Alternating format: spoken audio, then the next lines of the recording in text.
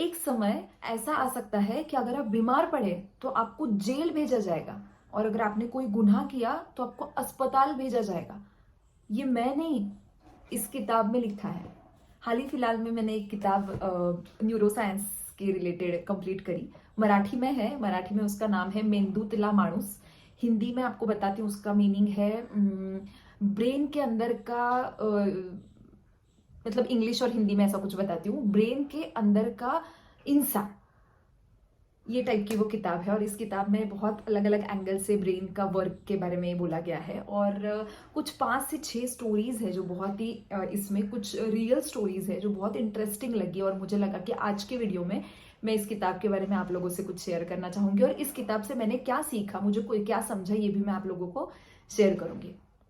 जो मैंने पहले कहा वो इस किताब में एक एग्जैजरेशन टाइप का बताया गया है कि अगर आप बीमार पड़े तो एक समय ऐसा आने वाला है कि हर कोई अपनी बॉडी के बारे में इतना अवेयर होगा, उसको हर तरीके से पता होगा कि क्या करने से हम बीमार पड़ते हैं और क्या ना करने से हम ठीक रहते हैं, या क्या करने से हमें फिटनेस मिलती है।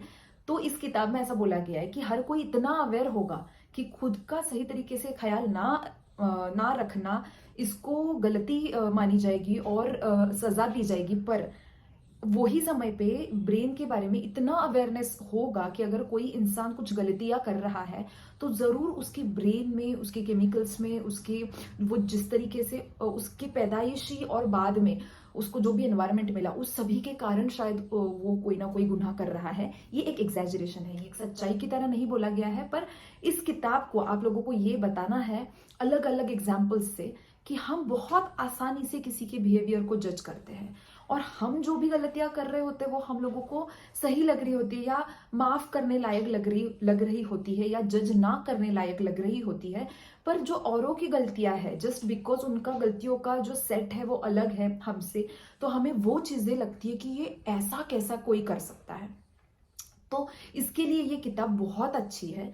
कुछ एग्जाम्पल्स बताती हूँ। एक बूढ़ी औरत कोई एक ऑपरेशन कराती है, और उसके बाद उसको अचानक से बहुत, जब वो छोटी थी बचपन में, तब के गाने याद आने चालू हो जाते हैं, और लगने में सबको ऐसा लगता है कि कुछ मेंटल चीज है, कुछ भी इमोशनली कुछ हो रहा है। पर एक्चुअल में देखा गया था कि कुछ ब्रेन में कोई सर्जरी करते हुए कुछ एक पार्ट को कुछ तो अलग कुछ काम हुआ था, और उसके इम्पैक्ट में 2 चीजें हुई थी। एक कि वो गाने सुनाई दे रहे थे उसको, और वो जस्ट ऐसा नहीं था कि जस्ट उसको एक वो गलत तरीके से कुछ फील आ रहा था, एक्चुअल में उसको वो गाने सुनाई दे रहे थे।